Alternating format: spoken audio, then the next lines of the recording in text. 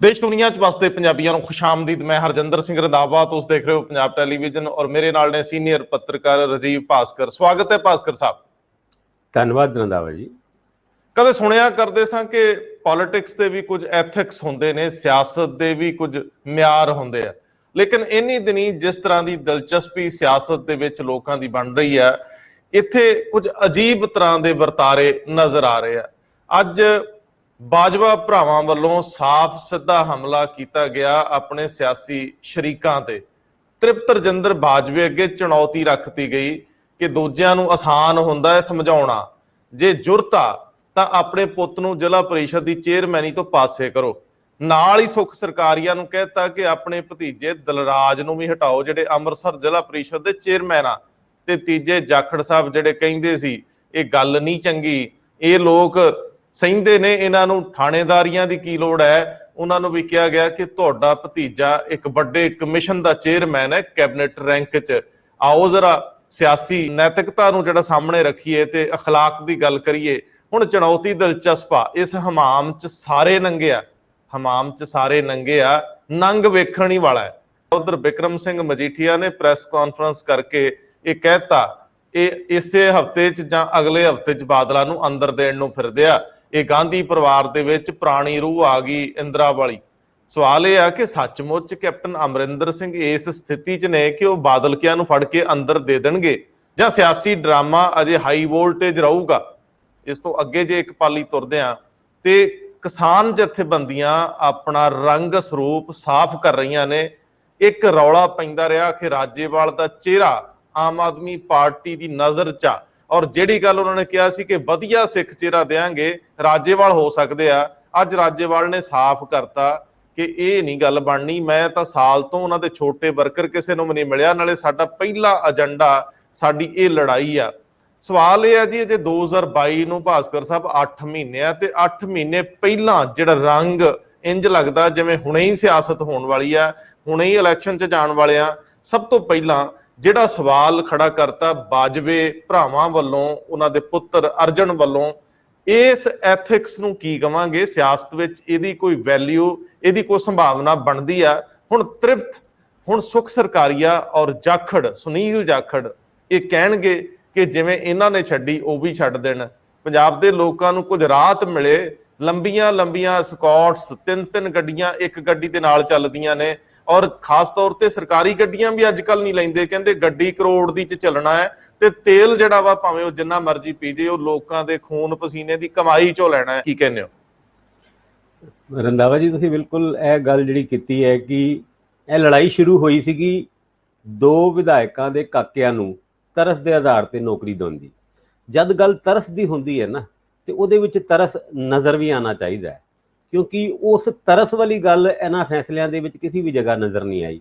ਜੇ ਕਿਤੇ ਕੋਈ ਤਰਸ ਵਾਲੀ ਗੱਲ ਹੁੰਦੀ ਤੇ ਅਰਜੁਨ ਦੇ ਫਾਦਰ ਯਾਨੀ ਉਹਨਾਂ ਦੇ ਜਿਹੜੇ MLA ਪਿਤਾ ਜੀ ਹੈਗੇ ਨੇ, ਜਿਹੜੇ ਉਹਨਾਂ ਨੂੰ ਕੋਈ ਨੌਕਰੀ ਮਿਲੀ ਹੁੰਦੀ ਤੇ ਸਮਝ ਆਉਂਦਾ ਹੈ ਕਿ ਵੀ ਪਿਓ ਦੇ ਮਰਨ ਤੋਂ ਬਾਅਦ ਬੇਟੇ ਨੂੰ ਨੌਕਰੀ ਦਿੱਤੀ। ਤੀਜੀ ਜਨਰੇਸ਼ਨ ਨੂੰ ਤਰਸ ਦੇ ਆਧਾਰ ਤੇ ਨੌਕਰੀ ਦੇਣ ਦੀ ਗੱਲ ਜਿਹੜੀ ਕੀਤੀ ਸੀਗੀ, ਉਸ ਗੱਲ ਦੇ ਵਾਸਤੇ ਸਿਆਸੀ ਹਲਕੇ ਦੇ ਵਿੱਚ ਤੂਫਾਨ ਵੀ ਆਇਆ, ਮਜ਼ਾਕ ਵੀ ਉੜਿਆ, ਔਰ ਉਸ ਤੂਫਾਨ ਔਰ ਮਜ਼ਾਕ ਦੇ ਪ੍ਰੈਸ਼ਰ ਦੇ ਵਿੱਚ ਉਹ ਫੈਸਲਾ ਬਾਜਵਾ ਉਹਨਾਂ ਨੂੰ, ਜੋ ਪਹਿਲੇ ਵੱਖ-ਵੱਖ ਵਿਧਾਇਕਾਂ ਨੂੰ ਹੱਥ ਜੋੜਦੇ ਫਿਰਦੇ ਸੀਗੇ ਵੀ ਇਹਦਾ ਵਿਰੋਧ ਨਾ ਕਰਿਓ, ਇਹਦਾ ਵਿਰੋਧ ਨਾ ਕਰਿਓ, ਹੁਣ ਵਿਰੋਧ ਕਰਨ ਤੋਂ ਬਾਅਦ ਬਲਕਿ ਉਹਨਾਂ ਨੇ ਆਪਣੇ ਆਪ ਇਹ ਫੈਸਲਾ ਵਾਪਸ ਲਿਆ। ਉਹ ਵੀ ਫੈਸਲਾ ਵਾਪਸ ਲਿਆ 3 ਮੈਂਬਰੀ ਪੈਨਲ ਦੇ ਸਾਹਮਣੇ। ਯਾਨੀ ਜਦ ਉਹਨਾਂ ਨੂੰ ਇਹ ਗੱਲ ਫੈਸਲਾ ਵਾਪਸ ਲੈਣ ਤੇ ਨੌਕਰੀ ਨਾ ਐਕਸੈਪਟ ਕਰਨ ਦੀ ਗੱਲ ਮਨਾਉਣ ਵਾਸਤੇ ਉਹਨਾਂ ਨੂੰ ਦਿੱਲੀ ਜਾਣਾ ਪਿਆ, ਤੇ ਉੱਥੋਂ ਹੀ ਐਲਾਨ ਹੋਇਆ ਕਿ ਫਤਿਹ ਸਿੰਘ ਬਾਜਵਾ ਉਹਨਾਂ ਨੇ ਕਿਹਾ ਕਿ ਮੇਰਾ ਮੁੰਡਾ ਹੁਣ ਤਰਸ ਦੇ ਆਧਾਰ ਤੇ ਨੌਕਰੀ ਨਹੀਂ ਲਏਗਾ, ਔਰ ਉਹ ਫਿਲਮਾਂ 'ਚ ਜਾਣਾ ਚਾਹੁੰਦਾ ਸੀਗਾ, ਉਹ ਹੀਰੋ ਬਣਨਾ ਚਾਹੁੰਦਾ ਸੀਗਾ, ਉਹ ਆਪਣਾ ਫਿਲਮਾਂ ਵਾਲਾ ਕੈਰੀਅਰ ਹੁਣ ਅਡਾਪਟ ਕਰੇਗਾ ਜਾਂ ਫਿਰ ਸਮਾਜ ਸੇਵਾ ਕਰੇਗਾ, ਜਾਂ ਸਮਾਜ ਸੇਵਾ ਜਾਂ ਫਿਲਮ।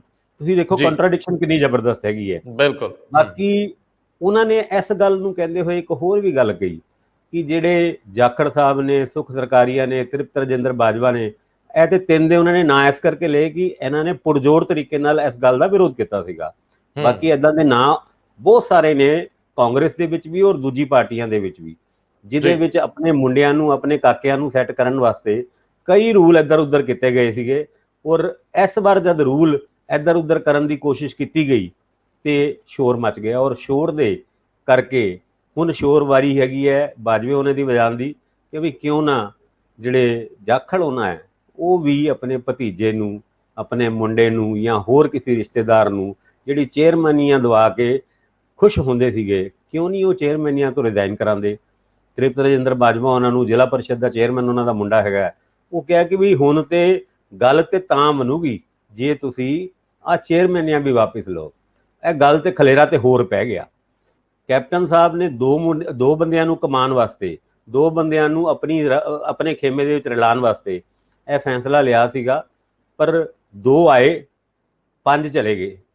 5 ਜਿਹੜੇ ਚਲੇ ਗਏ ਉਹਦੇ ਨਾਲ ਹੁਣ 2 ਜਿਹੜੇ ਗਏ ਸੀਗੇ ਜਿਨ੍ਹਾਂ ਨੂੰ ਖੁਸ਼ ਕਰਨ ਦਾ ਫੈਸਲਾ ਕੀਤਾ ਸੀਗਾ, ਅੱਜ ਉਹ ਵੀ ਉਸ ਫੈਸਲੇ ਦੇ ਆਧਾਰ ਤੇ ਦੂਜਿਆਂ ਨੂੰ ਉਂਗਲ ਦਿਖਾ ਰਹੇ ਨੇ। ਇਹ ਲੜਾਈ ਤੇ ਜਿੱਦਾਂ ਐਦਾਂ ਹੋ ਗਿਆ ਜਿੱਦਾਂ ਘਰ ਦੇ ਵਿੱਚ ਲੜਾਈ ਛਿੜਦੀ ਹੈ ਤੇ ਉਹ ਮੁਹੱਲੇ ਦੇ ਵਿੱਚ ਆ ਜਾਂਦੀ ਹੈ। ਹੁਣ ਘਰ ਦੀ ਲੜਾਈ ਮੁਹੱਲੇ ਦੇ ਵਿੱਚ ਆ ਗਈ ਹੈ। ਰਾਜਨੀਤਿਕ ਪਾਰਟੀਆਂ ਬੜੇ ਚਟਕਾਰੇ ਲੈ ਕੇ ਇਹਨਾਂ ਗੱਲਾਂ ਦੀ ਗੱਲਾਂ ਕਰ ਰਹੀ ਹੈ, ਇਹਨਾਂ ਗੱਲਾਂ ਦੀ ਗੱਲਾਂ ਬਣਾ ਰਹੀ ਹੈ, ਔਰ ਅੱਗੇ ਚੱਲ ਕੇ ਇਹ ਮੁੱਦੇ ਸਿਆਸੀ ਸਟੇਜ ਤੋਂ ਵੀ ਵੱਖ-ਵੱਖ ਪੋਲੀਟੀਕਲ ਪਾਰਟੀਆਂ ਚੱਕਣਗੇ। ਭਾਸਕਰ ਸਾਹਿਬ, ਵੈਸੇ ਬੜੀ ਦਿਲਚਸਪ ਜੀ ਗੱਲ ਆ ਕਿ ਤ੍ਰਿਪਤ ਰਜਿੰਦਰ ਸਿੰਘ ਬਾਜਵਾ, ਅੱਜ ਜਿਹੜੀ ਗੱਲ ਫਤਿਹ ਜੰਗ ਬਾਜਵਾ ਨੇ ਕਹੀ, ਵੈਸੇ ਇਹ ਸ਼ਰੀਕਾ ਪੁਰਾਣਾ ਕਾਦੀਆਂ ਸ਼ਹਿਰ ਦਾ ਹੈ। ਇਹਨਾਂ ਦੇ ਦੋਨਾਂ ਦੇ ਬਾਪ ਆਪਸ ਵਿੱਚ ਉਲਝਦੇ ਰਹੇ। ਹੁਣ ਇਹਨਾਂ ਦੀ ਆਪਸੀ ਲੜਾਈ ਕੋਈ ਕਿਸੇ ਤੋਂ ਛੁਪੀ ਨਹੀਂ। ਜਦੋਂ ਫਤਿਹ ਸਿੰਘ ਬਾਜਵਾ ਕਹਿੰਦੇ ਨੇ ਕਿ ਤ੍ਰਿਪਤ ਤਾਂ ਛੱਡ ਕੇ ਜਾਣ ਵਾਲੇ ਸੀ ਦੂਜੀ ਪਾਰਟੀ 'ਚ, ਉਦੋਂ ਰੌਲਾ ਵੀ ਬੜਾ ਸੀ, ਕਹਿੰਦੇ ਬਾਦਲ ਕਿਆ ਨਾ ਚੱਲੇ। ਜਦੋਂ ਪ੍ਰਤਾਪ ਸਿੰਘ ਬਾਜਵਾ ਪ੍ਰਧਾਨ ਸੀਗੇ ਉਦੋਂ ਇਹਨਾਂ ਦੋਵਾਂ ਬਾਰੇ, ਸੁਖ ਸਰਕਾਰੀਆ ਔਰ ਤ੍ਰਿਪਤ ਰਜਿੰਦਰ ਬਾਜਵਾ ਬਾਰੇ ਗੱਲ ਪ੍ਰਚਲਿਤ ਸੀ ਕਿ ਇਹ ਬਾਦਲ ਕਿਆ ਨੂੰ ਜੁਆਇਨ ਕਰਨ ਵਾਲੇ ਸੀ। ਉਧਰੋਂ ਵੀਰ ਸਿੰਘ ਲੋਪੋਕੇ ਨੇ ਜਾ ਕੇ ਲੱਤ ਡਾਹਤੀ ਵੱਡੇ ਬਾਦਲ ਕੋਲ ਕਿ ਬਾਦਲ ਸਾਹਿਬ ਮੇਰਾ ਤਾਂ ਦਹਾਕਿਆਂ ਦਾ ਤੁਹਾਡੇ ਨਾਲ ਮੁਹੱਬਤ ਆ, ਮੈਂ ਕਿੱਧਰ ਜਾਊਂਗਾ। ਤੇ ਦੂਜੇ ਬੰਨੇ ਉਧਰ ਕੈਪਟਨ ਅਮਰਿੰਦਰ ਸਿੰਘ ਦੀ ਦੁਬਾਰਾ ਤਾਜਪੋਸ਼ੀ ਹੋ ਗਈ ਐਜ਼ ਅ ਪ੍ਰੈਜ਼ੀਡੈਂਟ। ਫਿਰ ਇਹ ਦੋਨੇ ਰੁਕ ਗਏ। ਕੈਪਟਨ ਅਮਰਿੰਦਰ ਸਿੰਘ ਨੇ ਦੋਨਾਂ ਨੂੰ ਪਾਲਿਆ ਔਰ ਸਭ ਤੋਂ ਬਿਹਤਰੀਨ ਮਹਿਕਮੇ ਦਿੱਤੇ, ਪੋਰਟਫੋਲੀਓ ਦਿੱਤੇ।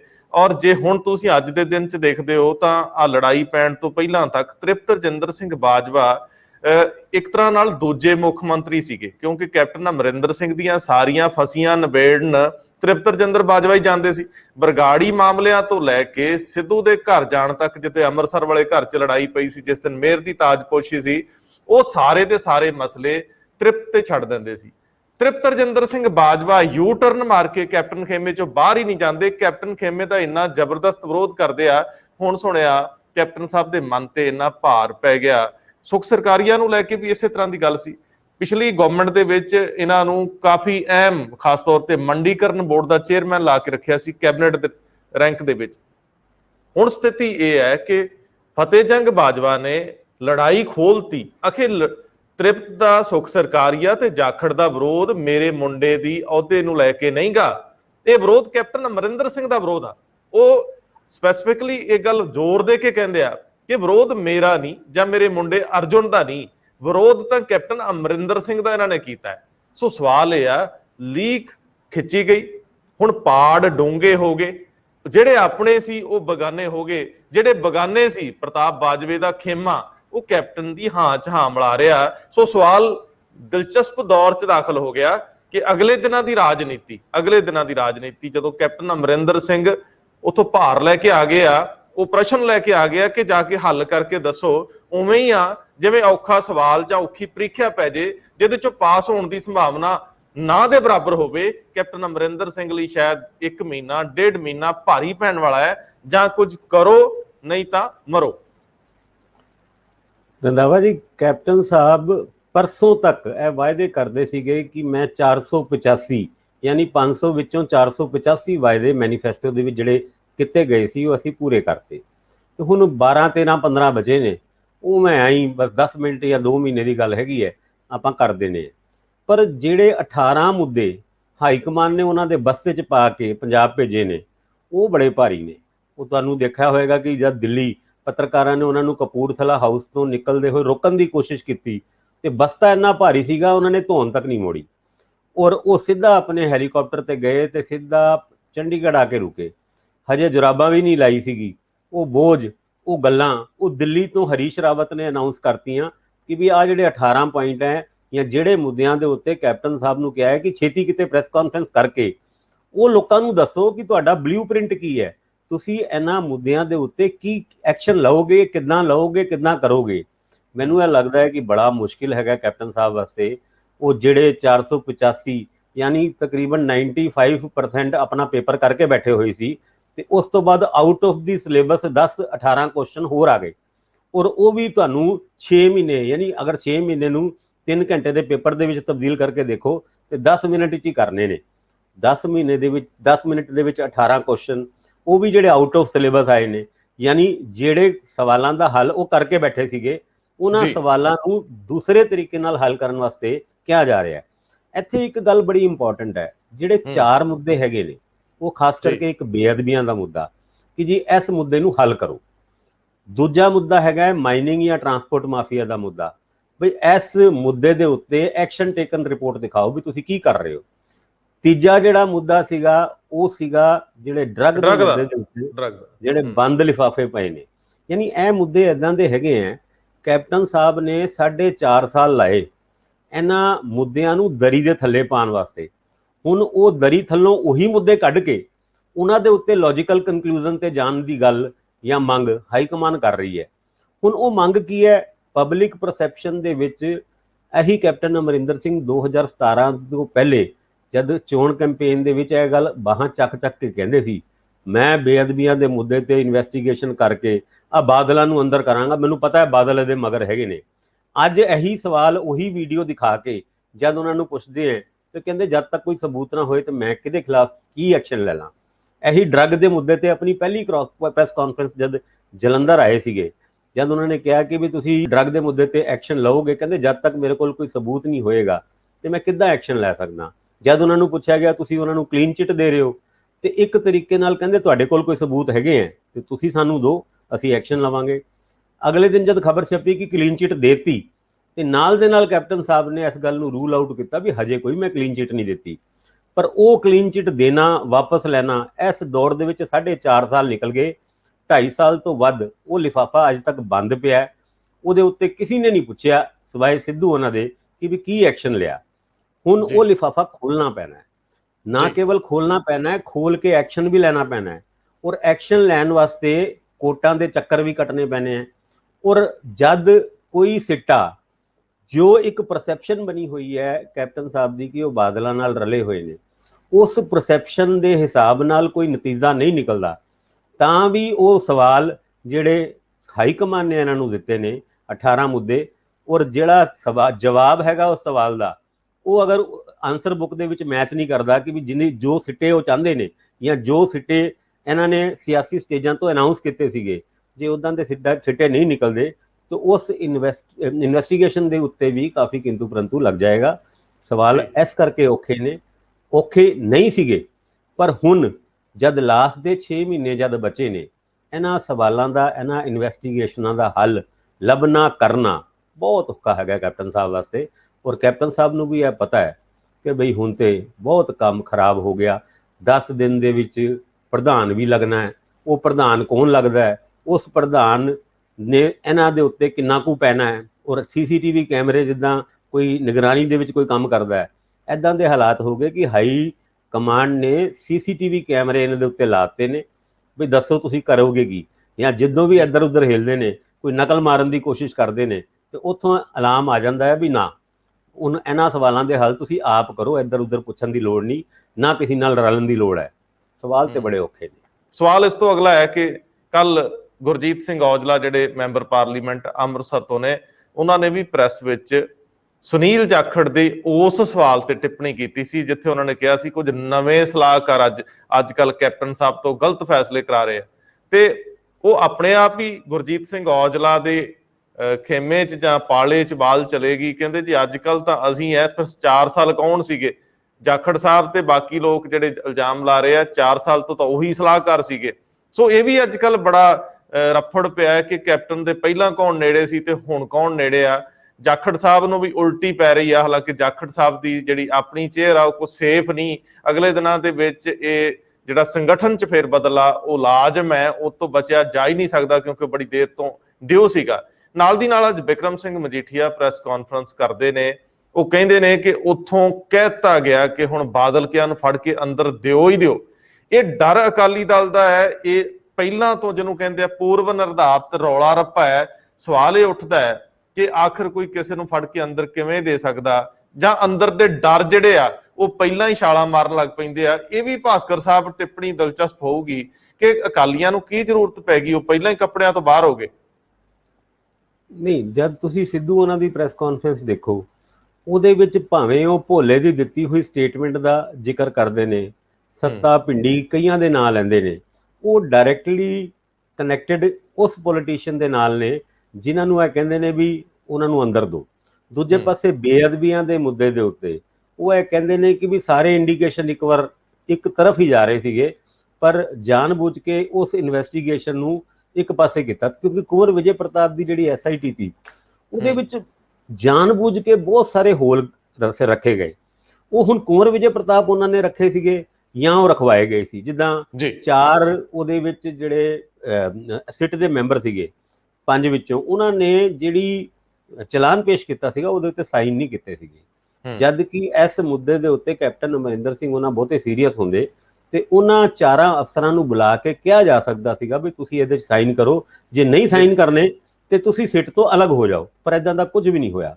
ਉਸ ਤੋਂ ਬਾਅਦ ਵੀ ਪ੍ਰਮੋਦ ਕੁਮਾਰ ਉਹਨਾਂ ਨੇ ਇੱਕ ਲੈਟਰ ਲਿਖਿਆ ਸੀਗਾ, ਜਿਸ ਲੈਟਰ ਦੇ ਉੱਤੇ ਵੀ ਕੰਟਰੋਵਰਸੀ ਕਾਫੀ ਹੋਈ ਸੀਗੀ ਕਿ ਉਹ ਲੈਟਰ ਉਹਨਾਂ ਨੂੰ ਲਿਖਣਾ ਚਾਹੀਦਾ ਸੀ ਕਿ ਨਹੀਂ ਲਿਖਣਾ ਚਾਹੀਦਾ ਸੀਗਾ। CBI ਨੂੰ ਲੈਟਰ ਲਿਖਿਆ ਸੀਗਾ। ਤੇ ਐਦਾਂ ਦੇ ਬਹੁਤ ਸਾਰੇ ਮੁੱਦੇ ਹੈਗੇ ਆ ਜਿਹਦੇ ਉੱਤੇ ਅਗਰ ਕੈਪਟਨ ਸਾਹਿਬ ਟਾਈਮ ਤੇ ਐਕਸ਼ਨ ਲੈ ਲੈਂਦੇ, ਕਿਉਂਕਿ ਗੱਲ ਇਹ ਨਹੀਂ ਕਿ ਇਨਵੈਸਟੀਗੇਸ਼ਨ ਕਿਸ ਤਰਫ ਤੁਰੇਗੀ, ਇਹ ਵੀ ਨਹੀਂ ਗੱਲ ਕਿ ਇਨਵੈਸਟੀਗੇਸ਼ਨ ਨੂੰ ਕਿੱਥੇ ਲੈ ਕੇ ਜਾਣਾ ਹੈ। ਜਿਹੜਾ ਹੁਣ ਹਾਈ ਕਮਾਂਡ ਦਾ ਆਰਡਰ ਹੈਗਾ ਉਹ ਇੱਕ ਤਰੀਕੇ ਨਾਲ ਸਾਇਲੈਂਟ ਮੋਡ ਵਿੱਚ ਇਹ ਗੱਲ ਕਹਿੰਦਾ ਵੀ ਇਨਵੈਸਟੀਗੇਸ਼ਨ ਨੂੰ ਕਿੱਥੇ ਲੈ ਕੇ ਜਾਣਾ ਹੈ, ਜਿਹਦਾ ਜ਼ਿਕਰ ਮਜੀਠੀਆ ਉਹਨਾਂ ਨੇ ਅੱਜ ਦੀ ਆਪਣੀ ਪ੍ਰੈਸ ਕਾਨਫਰੰਸ ਦੇ ਵਿੱਚ ਕੀਤਾ। ਜਿੱਦਾਂ ਮੈਂ ਪਹਿਲੇ ਵੀ ਕਿਹਾ ਸੀਗਾ, ਹੁਣ ਵੀ ਅਗਰ ਇਨਵੈਸਟੀਗੇਸ਼ਨ ਹੁੰਦੀ ਹੈ ਔਰ ਇਨਵੈਸਟੀਗੇਸ਼ਨ ਦੇ ਸਿੱਟੇ ਦੇ ਵਿੱਚ ਜੇ ਉਹਨਾਂ ਵਿਅਕਤੀਆਂ ਦਾ ਨਾਂ ਨਹੀਂ ਆਂਦਾ ਜਿਨ੍ਹਾਂ ਦੇ ਅਗੇਂਸਟ ਬਾਹਾਂ ਚੱਕ ਕੇ ਕੈਪਟਨ ਸਾਹਿਬ ਨੇ ਚੋਣ ਮੁਹਿੰਮ ਦੇ ਵਿੱਚ ਕਿਹਾ ਸੀਗਾ ਕਿ ਇਹ ਲੋਕ ਇਨਵੋਲਵ ਨੇ, ਇਹਨਾਂ ਨੂੰ ਮੈਂ ਅੰਦਰ ਕਰਾਂਗਾ, ਤੇ ਫਿਰ ਕੈਪਟਨ ਸਾਹਿਬ ਵੀ ਕੀ ਮੂੰਹ ਦਿਖਾਣਗੇ ਕਿ ਜਾਂ ਤੇ ਉਹਨਾਂ ਦੇ ਪਹਿਲੇ ਵਾਲੇ ਕਲੇਮ ਗਲਤ ਸੀਗੇ ਜਾਂ ਹੁਣ ਜਿਹੜਾ ਸਿੱਟਾ ਹੈਗਾ ਜਾਣਬੁੱਝ ਕੇ ਇੱਧਰ ਉੱਧਰ ਕਰ ਦਿੱਤਾ ਗਿਆ ਸਿੱਟ ਦਾ ਜਾਂ ਇਨਵੈਸਟੀਗੇਸ਼ਨ ਦਾ। ਨਹੀਂ ਭਾਸਕਰ ਸਾਹਿਬ ਨਹੀਂ, ਦੇਖੋ ਗੱਲ ਇਹ ਨਹੀਂ ਗੀ ਕਿ ਤੁਸੀਂ ਇਨਵੈਸਟੀਗੇਸ਼ਨ 'ਚ ਦਖਲ ਦਿਓ। ਹਾਈ ਕਮਾਂਡ ਦਾ ਜਾਂ ਕਾਂਗਰਸ ਦਾ, ਇਹ ਪੰਜਾਬ ਦੇ ਲੋਕਾਂ ਦਾ ਮਸਲਾ ਹੈ, ਅਸੀਂ ਉਹਨਾਂ ਨੂੰ ਛੱਡ ਦਿੰਨੇ ਆ, ਉਹ ਕਿਤੇ ਨਹੀਂ ਖੜਦੇ ਇਸ ਮਾਮਲੇ 'ਚ। ਗੱਲ ਤਾਂ ਲੋਕ ਭਾਵਨਾਵਾਂ ਦੀ ਆ ਕਿ ਜਿਹੜੀ ਇਨਵੈਸਟੀਗੇਸ਼ਨ ਹੈ ਉਹ ਫੇਰ ਤਰੀਕੇ ਨਾਲ ਹੋਣੀ ਚਾਹੀਦੀ ਆ। ਇੱਕੋ ਹੀ ਮਸਲੇ ਦੇ ਵਿੱਚ ਤਿੰਨ ਕਮਿਸ਼ਨ ਬਣੇ, ਜ਼ੋਰਾ ਸਿੰਘ ਕਮਿਸ਼ਨ, ਜਸਟਿਸ ਰਣਜੀਤ ਸਿੰਘ, ਇੱਕ ਕਾਰਜੂ ਕਮਿਸ਼ਨ, ਪਬਲਿਕ ਦਾ ਕਮਿਸ਼ਨ ਸੀ, ਔਰ 2 SIT, ਉਸ ਤੋਂ ਪਹਿਲਾਂ ਵੀ ਇੱਕ SIT ਸੀਗੀ, 3 SIT ਹੋ ਗਈਆਂ। ਹੁਣ ਇਹ ਸਵਾਲ ਆ ਕਿ ਜੇਕਰ ਤੁਸੀਂ ਇਨਵੈਸਟੀਗੇਸ਼ਨ ਪ੍ਰੋਪਰ ਨਹੀਂ ਕਰਦੇ, ਪਹਿਲੀ ਗੱਲ ਤਾਂ ਹਾਈ ਕੋਰਟ ਦੀ ਨਿਗਰਾਨੀ ਥੱਲੇ ਆ, ਇਹਨਾਂ ਨੂੰ ਵੀ ਅਫਸਰਾਂ ਨੂੰ ਪਤਾ ਅਸੀਂ ਜਵਾਬ ਦੇਣਾ, ਪ੍ਰੈਸ਼ਰ ਤਾਂ ਪਾਇਆ ਨਹੀਂ ਜਾ ਸਕਦਾ, ਲੇਕਿਨ ਸੱਚ ਤੇ ਬਾਹਰ ਆਉਣੇ ਚਾਹੀਦੇ ਆ। ਲੋਕ ਕਹਿੰਦੇ ਸੱਚ ਬਾਹਰ ਆਉਣ। ਜੇ ਬਾਦਲਕਿਆਂ ਨੂੰ ਤਲਬ ਕੀਤਾ ਗਿਆ ਤੇ ਬਾਦਲ ਕੇ ਆਪਣੀ ਸਚਾਈ ਸਾਹਮਣੇ ਰੱਖਣ, ਰੌਲਾ ਨਾ ਪਵੇ, ਉਹ ਵੀ ਗੁਰੂ ਗ੍ਰੰਥ ਸਾਹਿਬ ਨੂੰ ਓਨਾ ਹੀ ਮੰਨਦੇ ਆ ਬਤੌਰ ਸਿੱਖ ਜਿਵੇਂ ਉਹ ਦਾਅਵਾ ਕਰਦੇ ਆ, ਫਿਰ ਮੁਸ਼ਕਲ ਕੀ ਆ, ਉਹ ਆਪਣੇ ਅੰਦਰ ਦੀ ਜਿਹੜੀ ਸਚਾਈ ਹੈ ਉਸ ਮੌਕੇ ਤੇ ਕੀ ਕੁਝ ਹੋਇਆ ਉਹ ਪਬਲਿਕ ਦੇ ਵਿੱਚ ਵੀ ਜਨਤਕ ਕਰਨ ਤੇ ਇਨਵੈਸਟੀਗੇਸ਼ਨ ਦੇ ਦੌਰਾਨ ਅਧਿਕਾਰੀਆਂ ਨੂੰ ਵੀ ਦੱਸਣ, ਤੇ ਉਸ ਤੋਂ ਬਾਅਦ ਜਦੋਂ ਅਦਾਲਤੀ ਪ੍ਰਕਿਰਿਆ ਚੱਲਦੀ ਆ ਉਹ ਮੁਕੰਮਲ ਸਮਰਪਣ ਨਾਲ, ਗੁਰੂ ਦੇ ਸਾਹਮਣੇ ਸਮਰਪਣ ਨਾਲ, ਸੱਚ ਦੇ ਰਸਤੇ ਤੇ ਚੱਲਦਿਆਂ ਆਪਣੀ ਇਮਾਨਦਾਰ ਭੂਮਿਕਾ 'ਚ ਰਹਿਣ। ਨੰਗੇ ਤਾਂ ਹੋਣੇ ਚਾਹੀਦੇ ਆ ਜਿਹੜੇ ਉਸ ਮੌਕੇ ਤੇ ਜ਼ਿੰਮੇਵਾਰ ਸੀਗੇ। ਉਹ ਸਾਰੀਆਂ ਘਟਨਾਵਾਂ ਜਿਹੜੀਆਂ ਸ਼ੁਰੂ ਤੋਂ ਲੈ ਕੇ, ਜਿਹੜੀਆਂ ਡੇਰੇ ਸਰਸੇ ਦੇ ਸਾਧ ਨੂੰ ਮਾਫੀ ਦੇਣ ਤੋਂ ਤੇ ਮਾਫੀ ਵਾਪਸ ਲੈਣ ਤੋਂ ਤੇ ਸਾਰੇ ਜਿੰਨੇ ਘਟਨਾਕ੍ਰਮਾਂ ਫਿਲਮ ਚਲਾਉਣ ਤੱਕ, ਉਹਨਾਂ ਸਾਰਿਆਂ ਨੂੰ ਨਾਲ ਜੋੜ ਕੇ ਜਦੋਂ ਦੇਖਿਆ ਜਾਂਦਾ ਹੈ ਤਾਂ ਸਿਆਸੀ ਘਟਨਾਵਾਂ ਇਹ ਸਭ ਬਣ ਜਾਂਦੀਆਂ, ਜਿੱਥੋਂ ਮੁੜ ਕੇ ਕ੍ਰਾਈਮ ਉਪਜਦਾ ਜਿਹਦੇ ਤੇ ਉੱਤੇ ਅਜੇ ਤੱਕ ਸਿਆਸਤ ਹੋ ਜਾਂਦੀ ਹੈ। ਮੈਂ ਫਿਰ ਇਹ ਗੱਲ ਕਹਿਣਾ ਹੈ ਕਿ ਇਹ ਡਰ ਕਾਹਦੇ, ਨੰਗੇ ਚਿੱਟੇ ਰੂਪ ਦੇ ਵਿੱਚ ਆਪਣੀ ਭੂਮਿਕਾ ਸਪਸ਼ਟ ਕਰ ਦੇਣ ਸਾਰੇ। ਜੇ ਇਹੀ ਗੱਲ ਸੀਗੀ ਤਾਂ 2 ਸਾਲ ਬਾਦਲਾਂ ਕੋਲੇ ਸੀ, ਉਦੋਂ ਵੀ ਉਹ ਮਸਲੇ ਉਲਝ ਗਏ, CBI ਕੋ ਚਲੇ ਗਏ, ਅੱਗੇ ਫਿਰ ਡਿਲੇ ਹੁੰਦੇ ਰਹੇ। ਸੋ ਇਹ ਬੜਾ ਅਹਿਮ ਸਵਾਲ ਆ ਕਿ ਇਹਦੇ ਉੱਤੇ ਤੁਰੰਤ ਪ੍ਰਭਾਵ ਨਾਲ ਕੋਈ ਕਾਰਵਾਈ ਹੋਵੇ ਜਾਂ ਕਾਰਵਾਈ ਇਮਾਨਦਾਰੀ ਨਾਲ ਹੁੰਦੀ ਨਜ਼ਰ ਆਵੇ। ਗੱਲ ਤੇ ਇਹ ਵੇ ਕਿ ਤੁਸੀਂ ਕੋਈ ਕ੍ਰਾਈਮ ਕੀਤਾ ਜਾਂ ਨਹੀਂ ਕੀਤਾ, ਜੇ ਤੁਹਾਡੇ ਘਰ ਪੁਲਿਸ ਆ ਜਾਂਦੀ ਹੈ ਤੇ ਮੁਹੱਲੇ ਦੇ ਵਿੱਚ ਰੌਲਾ ਪੈ ਜਾਂਦਾ ਹੈ ਕਿ ਵੀ ਪੁਲਿਸ ਆਈ ਹੈ ਫਲਾਣੇ ਦੇ ਘਰ, ਉਦਾਂ ਹੀ ਬੇਅਦਬੀਆਂ ਦੇ ਆਰੋਪ ਦੇ ਵਿੱਚ ਜੇ ਬਾਦਲਕਿਆਂ ਨੂੰ ਜਾਂ ਹੋਰ ਅਕਾਲੀਆਂ ਨੂੰ ਜੋ ਆਪਣੇ ਆਪ ਨੂੰ ਪੰਥ ਦੇ ਰਾਖੇ ਕਹਿੰਦੇ ਨੇ, ਉਹਨਾਂ ਨੂੰ ਬੇਅਦਬੀਆਂ ਦੇ ਮੁੱਦੇ ਦੇ ਉੱਤੇ ਸਿੱਟ ਦੇ ਸਾਹਮਣੇ ਪੇਸ਼ ਹੋਣਾ ਪਏ ਤੇ ਤੁਹਾਨੂੰ ਲੱਗਦਾ ਕਿ ਕਿੰਨੀ ਕੁ ਦਿਲ ਉਹ ਹੁੰਦੀ ਹੋਏਗੀ ਪਰੇਸ਼ਾਨੀ ਕਿ ਮੁੱਦੇ ਬੇਅਦਬੀਆਂ ਦੇ ਪੰਥ ਦੇ ਅਸੀਂ ਰੱਖੇ ਔਰ ਉਹਨਾਂ ਮੁੱਦਿਆਂ ਦੇ ਉੱਤੇ 2017 ਦੇ ਇਲੈਕਸ਼ਨ ਹਾਰਨੇ ਪਏ। 2019 ਦੇ ਲੋਕ ਸਭਾ ਇਲੈਕਸ਼ਨ ਦੇ ਵਿੱਚ ਵੀ ਲੋਕਾਂ ਨੇ ਕੋਈ ਹੁੰਗਾਰਾ ਨਹੀਂ ਦਿੱਤਾ ਤੇ ਹੁਣ 2022 ਦੇ ਵਿੱਚ ਆਸ ਸੀਗੀ ਕਿ ਸ਼ਾਇਦ ਉਹ ਬੇਅਦਬੀਆਂ ਦੇ ਦਾਗ ਧੁੱਲ ਜਾਣਗੇ, ਪਰ ਉਹ ਮੁੱਦਾ ਉੱਥੇ ਦਾ ਉੱਥੇ ਹੀ ਖੜਾ ਹੈ। ਹੁਣ ਇਹਨਾਂ ਮੁੱਦਿਆਂ ਨੂੰ 6 ਮਹੀਨੇ ਪਹਿਲੇ ਜੇ ਰਲੇ ਹੋਏ ਸੀਗੇ ਤੇ ਇਹਨਾਂ ਨੂੰ ਖਤਮ ਕਰਾ ਦੇਣਾ ਚਾਹੀਦਾ ਸੀ। ਆਪਣੀ ਤਰਫੋਂ ਤੇ ਉਹਨਾਂ ਨੇ ਖਤਮ ਹੀ ਕਰਾਇਆ ਸੀਗਾ। ਜਦ ਹਾਈ ਕੋਰਟ ਤੋਂ ਕੋਈ ਆਰਡਰ ਆ ਗਿਆ ਔਰ ਕੁੰਵਰ ਵਿਜੇ ਪ੍ਰਤਾਪ ਦੀ ਇਨਵੈਸਟੀਗੇਸ਼ਨ ਨੂੰ ਸਿਰੇ ਤੋਂ ਖਾਰਿਜ ਕਰਤਾ, ਉਸ ਤੋਂ ਬਾਅਦ ਕੈਪਟਨ ਸਾਹਿਬ ਦੀ ਇੱਕ ਸਟੇਟਮੈਂਟ ਸੀਗੀ, ਅਸੀਂ ਇਸ ਜੱਜਮੈਂਟ ਨੂੰ, ਇਸ ਆਰਡਰ ਨੂੰ ਸੁਪਰੀਮ ਕੋਰਟ ਦੇ ਵਿੱਚ ਚੈਲੰਜ ਕਰਨਗੇ। ਪਰ ਅੱਜ ਤੱਕ ਚੈਲੰਜ ਕਰਨ ਵਾਲੀ ਗੱਲ ਕਦੀ ਵੀ ਨਹੀਂ ਹੋਈ। ਨਵੀਂ ਸਿੱਟ ਬਣਾ ਦਿੱਤੀ ਗਈ। ਨਵੀਂ ਸਿੱਟ ਦੇ ਵਿੱਚ 6 ਮਹੀਨੇ ਦਾ ਟਾਈਮ ਦਿੱਤਾ ਸੀਗਾ ਕਿ 6 ਮਹੀਨੇ ਤੱਕ ਨਵੀਂ ਸਿੱਟ ਕੰਮ ਕਰੇ। ਪਹਿਲੇ ਤੇ ਸਿੱਟ ਬਣਾਉਣ ਦੇ ਵਿੱਚ 2 ਮਹੀਨੇ ਲਾਤੇ, ਫਿਰ ਉਸ ਸਿੱਟ ਨੂੰ ਵੀ 6 ਮਹੀਨੇ ਦੇ ਦਿੱਤੇ ਕਿ 6 ਮਹੀਨੇ ਦੇ ਵਿੱਚ ਆਪਣੀ ਰਿਪੋਰਟ ਸਬਮਿਟ ਕਰੋ। ਤਕਰੀਬਨ 7 ਮਹੀਨੇ ਬਾਅਦ 8 ਮਹੀਨੇ ਬਾਅਦ ਇਲੈਕਸ਼ਨ ਦਾ ਦੌਰ ਸ਼ੁਰੂ ਹੋ ਜਾਣਾ ਹੈ। ਯਾਨੀ ਸਿੱਟ ਨੂੰ ਸਿੱਟ ਹੀ ਰੱਖਣਾ, ਸਿੱਟ ਨੂੰ ਬਿਠਾ ਕੇ ਰੱਖਣਾ, ਉਹ ਮਕਸਦ ਸੀਗਾ। ਉਸ ਮਕਸਦ ਦੇ ਉੱਤੇ ਕਿੰਤੂ ਪਰੰਤੂ ਉਹ ਸਿੱਧੂ ਹੋਣਾ ਜਿਨ੍ਹਾਂ ਨੂੰ ਆਪਾਂ 2-2.5 ਸਾਲ ਪਹਿਲੇ ਖੁੱਡੇ ਲਾਈਨ ਲਾ ਕੇ ਬੈਠੇ ਹੋਏ ਸੀ, ਉਹ ਆਪਣੀ ਜਗ੍ਹਾ ਤੋਂ ਨਿਕਲਦੇ ਨੇ ਔਰ ਮੌਕਾ ਤਲਾਸ਼ ਕਰਕੇ 6 ਮਹੀਨੇ ਪਹਿਲੇ ਇੱਦਾਂ ਦਾ ਅਟੈਕ ਕਰਦੇ ਨੇ ਕਿ ਉਹ ਬਸਤਾ ਜਿਹੜਾ ਖਾਲੀ ਲੈ ਕੇ ਗਈ ਸੀ, ਜਿਹੜਾ ਸਿੱਧੂ ਦੇ ਖਿਲਾਫ ਲੈ ਕੇ ਗਏ ਸੀਗੇ ਦਿੱਲੀ, ਉਹ ਬਸਤਾ ਇੱਦਾਂ ਦਾ ਭਰ ਕੇ ਹੋਮਵਰਕ ਦਿੱਤਾ ਜਾਂਦਾ ਹੈ ਕਿ ਉਸ ਹੋਮਵਰਕ ਨੂੰ ਅਗਲੇ 6 ਮਹੀਨਿਆਂ ਦੇ ਵਿੱਚ ਕੰਪਲੀਟ ਕਰਨਾ ਤਕਰੀਬਨ ਨਾਮੁਮਕਿਨ ਹੈਗਾ।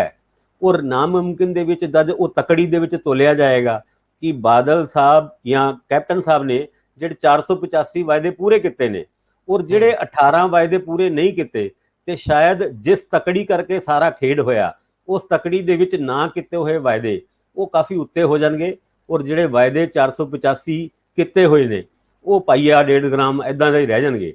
ਇਦਾਂ ਦੇ ਹਾਲਾਤ ਵਿੱਚ ਸਿਆਸੀ ਤਕੜੀ ਤੇ ਖਰੇ ਉਤਰਨਾ ਉਹ ਇੱਕ ਬਹੁਤ ਵੱਡਾ ਚੈਲੰਜ ਹੈਗਾ ਕੈਪਟਨ ਅਮਰਿੰਦਰ ਸਿੰਘ ਵਾਸਤੇ, ਕਿਉਂਕਿ ਹਾਈ ਕਮਾਨ ਉਹਨਾਂ ਦੇ ਮਗਰ ਉਦਾਂ ਹੀ ਪਿਆ ਹੋਇਆ। ਕਿਉਂਕਿ ਦਿੱਲੀ ਤੋਂ ਜਦ ਉਹ ਆਏ ਨੇ ਉਹ ਕੋਈ ਬਹੁਤ ਖੁਸ਼ੀ ਨਹੀਂ ਆਏ, ਉਹ ਬੜਾ ਉਦਾਸ ਜਿਹੇ ਲੱਗਦੇ ਸੀਗੇ, ਬੜੇ ਪਰੇਸ਼ਾਨ ਜਿਹੇ ਲੱਗਦੇ ਸੀਗੇ। ਔਰ ਉਹਨਾਂ ਦੇ ਜਿਹੜੇ ਐਡਵਾਈਜ਼ਰ ਹੈਗੇ ਆ ਉਹਨਾਂ ਨੇ ਤੇ ਚਮਚੀ ਮਾਰਨ ਦੀ ਹੱਦ ਹੀ ਕਰਤੀ ਸੀ, ਤੁਹਾਨੂੰ ਦੇਖਿਆ ਹੋਏਗਾ ਕਿ ਵੀ Congress is captain is Congress in Punjab. ਉਹ ਤੇ ਹਾਈ ਕਮਾਨ ਨੂੰ ਪੰਗੇ ਲੈਣ ਲੱਗੇ। ਖੈਰ ਉਹਨਾਂ ਨੂੰ ਗੁੱਸਾ ਤੇ ਬਹੁਤ ਚੜਿਆ ਹੋਏਗਾ ਕਿ ਅੱਗੇ ਵੀ ਮੈਂ ਪਰੇਸ਼ਾਨ ਹੈਗਾ ਤੇ ਇਹ ਕੱਲ ਦਾ ਮੁੰਡਾ ਸਾਨੂੰ ਹੋਰ ਪਰੇਸ਼ਾਨ ਕਰਨ ਤੇ ਲੱਗਿਆ ਹੋਇਆ ਕਿ ਮੇਰੀ ਮੁਸੀਬਤਾਂ ਵਧਾਉਣ ਦੀ ਗੱਲ ਕਰ ਰਿਹਾ। ਪਰ ਉਹਦਾ ਚਲੋ ਕੀ ਕਰਦੇ ਆ ਉਹ ਤੇ ਆਉਣ ਵਾਲੇ ਟਾਈਮ ਵਿੱਚ ਹੀ ਪਤਾ ਲੱਗੇਗਾ।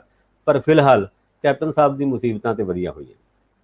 ਦੋਸਤੋ ਸਵਾਲ ਇਹ ਵੀ ਹੈ ਕਿ ਜਦੋਂ ਨਵਜੋਤ ਸਿੰਘ ਸਿੱਧੂ ਇਸ ਵੇਲੇ ਫੋਕਸ ਵਿੱਚ ਨੇ, ਸਿੱਧੂ ਪਹਿਲਾਂ ਅਕਾਲੀਆਂ ਦੀ ਭਾਜਪਾ ਦੀ ਰਾਜਨੀਤੀ 'ਚ ਫਿੱਟ ਨਹੀਂ ਬੈਠੇ, ਉਹਨਾਂ ਨੂੰ ਸ਼ੋਹਰਤ ਵਾਹਵਾ ਮਿਲੀ, ਸਿਆਸਤ ਦੇ ਵਿੱਚ ਸਫਲਤਾਵਾਂ ਵੀ ਬਹੁਤ ਮਿਲੀਆਂ। ਸਫਲਤਾਵਾਂ ਤੋਂ ਭਾਵ ਹੈ ਉਹ ਆਪ ਹੀ ਗਣਾਉਂਦੇ ਆ ਕਿ ਮੈਂ 5 ਵਾਰੀ ਜਿੱਤਿਆ, ਉਹਨਾਂ ਦੀ ਘਰ ਵਾਲੀ ਵੀ ਜਿੱਤੀ ਹੈ, ਇਲੈਕਸ਼ਨਾਂ ਉਹਨਾਂ ਬਹੁਤ ਜਿੱਤੀਆਂ, ਲੇਕਿਨ ਉਹ ਸੀ ਇੱਕ ਪੋਪੂਲੈਰਿਟੀ।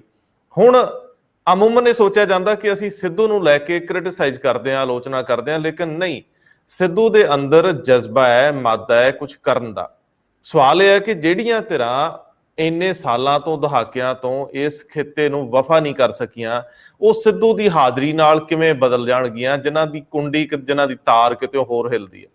ਸਿੱਧੂ ਕਿਸੇ ਮੁਗਾਲਤੇ 'ਚ ਨੇ, ਕਿਸੇ ਭਰਮ 'ਚ ਨੇ ਕਿ ਮੈਂ ਇੱਥੇ ਵੱਡੀ ਭੂਮਿਕਾ 'ਚ ਆ ਕੇ ਕੁਝ ਬਦਲ ਦਿਆਂਗਾ।